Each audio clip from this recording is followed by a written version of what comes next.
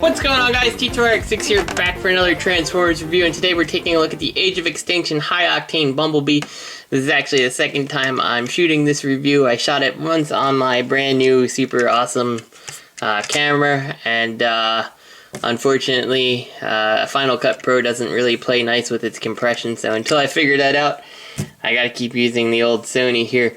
Yeah, so you're gonna see this guy has some paint apps that aren't really on it.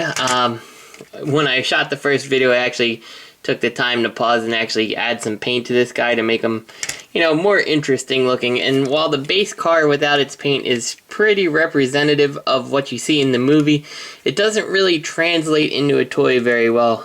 You do have a couple little chrome bits in the movie that, you know, didn't come over, like the little stabilizers on the air dam there at the bottom. He did have the chrome bumper. I didn't notice the exhaust pipes in it, but I thought it looked better with the silver there, just to kind of touch it up a little. And of course some tail lights, which are missing on the toy. I do have pictures of this toy though prior to painting, so you'll see that at the end if you want to stick around. And I did add a dark gray metallic on the wheels to still keep them dark, but kind of pick them out from the plain black that was there. And overall, it's a pretty good mold of a 67 Camaro. I really like the looks of it. I love the alt mode. That was the whole entire purpose to me buying this toy, because actually, outside of this, I don't think the rest of it looks that good. Nor do I think it's good compared to some of its competitors, like the Dark of the Moon. I always keep getting the movies confused there, but this is the Dark of the Moon Bumblebee, who came out, I guess, 2 years ago now, a year ago now.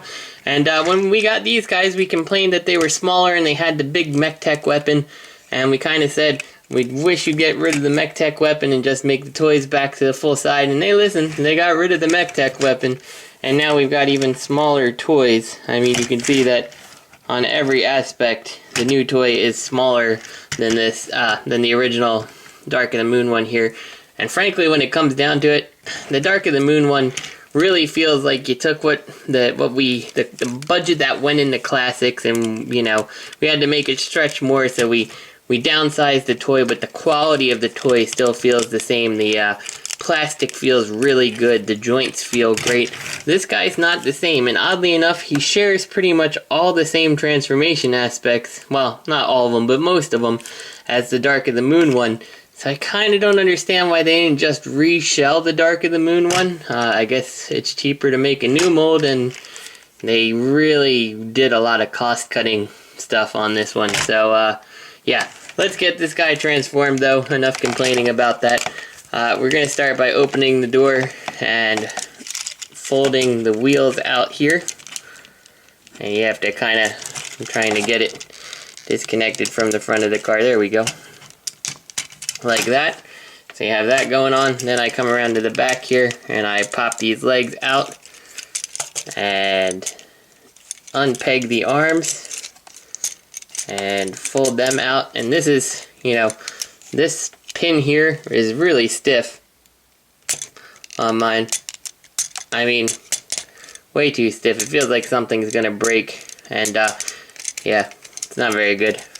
So whatever. So take these, flip them on out. We might as well just keep finishing the legs now while we're here. We're going to take these, and you kind of unpeg these feet. I don't really quite understand how they peg in or what piece pegs in, but when they're compressed all the way, they do kind of peg somehow. So you kind of pull this out, flip the foot down, and flip the back of the car up like that. And do that on both sides here. There we go. Flip this on up, and I mean, it's kind of neat how some of the little pieces fall into position here, but still it feels rather cheap, I guess is the best word to use for it. There's really no better word that I can use.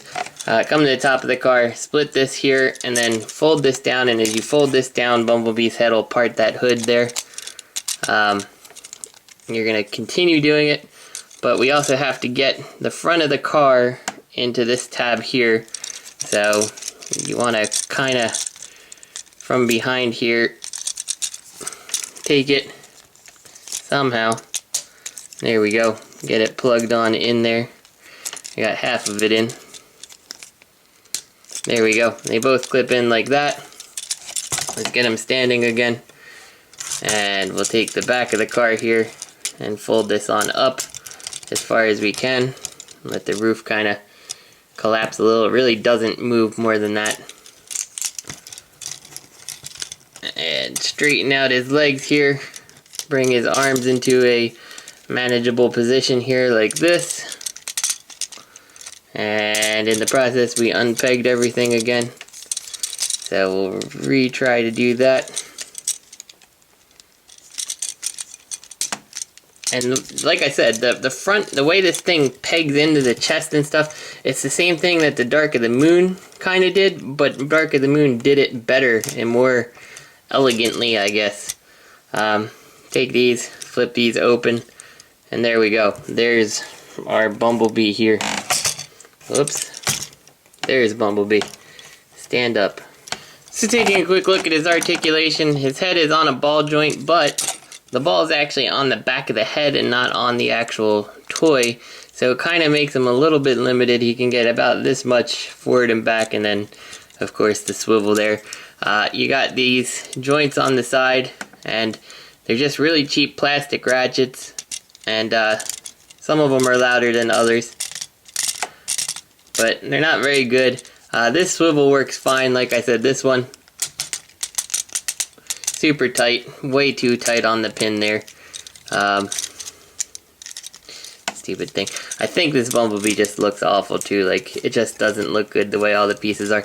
Anyway, enough complaining about that. You do have an elbow swivel, elbow joint, real tight, cheap plastic joint. I'm sure it'll eventually wear itself out and it won't do that anymore if we keep trying. No wrist articulation, no waist. You got your like standard universal, you know, in and out. This one's fine, no complaints there. You do have a thigh swivel that, I guess it works the whole way. It does have that piece of hip kibble there that will block you. Knee articulation works good enough, no complaints there. No foot articulation outside of the forward and back here. So that's what you get for articulation. And I don't know, he's just not very good. He does have this stupid missile thing, which it works really nice. I mean, if you take it and, you know, it shoots probably further than most spring-loaded missiles do, but this kind of looks dumb, first off, and then when you put the big missile on in, you know, the amount of it that sticks out just looks ridiculous. So I don't know, you take it off and it doesn't look good, you leave it on, it doesn't look good, and as far as I see, this is not pegged into this arm like it pegs in the other arm. It would have been nice if that came off, but what can you do? So here's the Dark of the Moon Bumblebee here for comparison. You can see overall about the same height. This is much more bulky. Maybe this has a better overall figure because of the lack of bulk perhaps, but something about this just feels better, and it feels like it's a more better durable toy. And you know, you could have this Bumblebee for like $5 at Five Below, and honestly, even for $5 at Five Below, this one I'd probably get it, but it kind of seems like it'd still be ripping me off a little bit. The best part about him is clearly the head sculpt and how finely detailed the paint job and the sculpting is there. This one's pretty nicely detailed, but you know, without the extra paint on the eyes and stuff, it's a little bit lackluster. But yeah, I would say get the Dark of the Moon unless you're a huge fan of the 67 Camaro. In which case, I'd say just go get a model kit, because, you know, these guys are running between $10 and $15 depending where you go, and the quality is just so bad on the mainstream Transformers anymore that it's hard to justify. It's sad that it's like that, but you know, like, I have this guy, I have Crosshairs. I didn't even want to review Crosshairs because I dislike it so much. Maybe I will, just because you guys deserve to see it. I don't know. I don't really care for the Evasion Optimus Prime. I did like the Dinobots, but, you know, like, these cars are just real disappointing compared to cars of the past. So, and even this guy was a step down from what we were used to. But I still think he's one of the better Dark of the Moon toys. So this is T2RX6. I hope you guys enjoyed the review. I hope it wasn't too much of a downer. I would say wait for these guys. Buy one, get one half off at Toys R Us. Is not a good price. just wait till you can get them for $5 or less. So, see you next week.